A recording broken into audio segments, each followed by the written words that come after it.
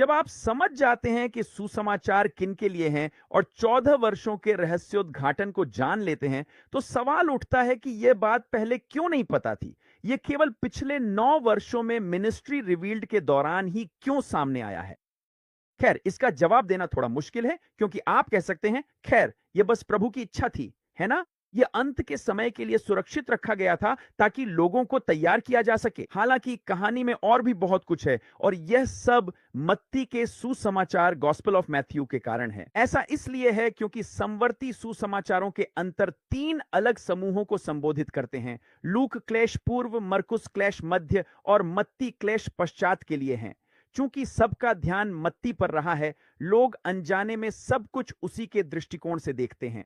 सब कुछ 7 साल के नजरिए से देखा जाता है, क्योंकि भविष्यवाणी के लिए वे मत्ती के सुसमाचार और अध्याय 24 के प्रवचन का सहारा लेते हैं।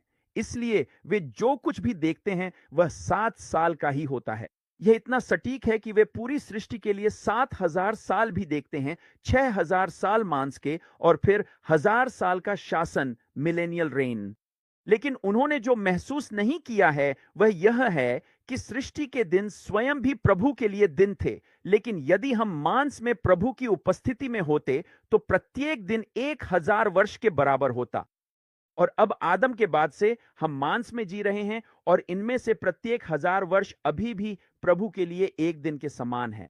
यह वास्तव में 7 और 7 है, बिल्कुल अंतिम दिनों की तरह। यह सब इसीलिए होता है क्योंकि हम सभी को पीढ़ी दर पीढ़ी मत्ती के सुसमाचार से सिखाया गया है। तो आधार मत्ती है, और हम जो कुछ भी देखते हैं वह 7 साल है, यह महसूस किए बिना कि वे तुरहियों के 7 साल हैं। और यही कारण है कि वे मानते हैं कि हर कोई क्लेश पूर्व, प्री ट्रिब चला जाता है, जबकि वास्तव में यह क्लेश मध्य, मिड ट्रिब की बड़ी भीड़ है।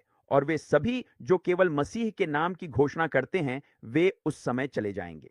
मैं प्रार्थना करता हूं कि यह आपके लिए आशीष का कारण बने। अभी के लिए अलविदा।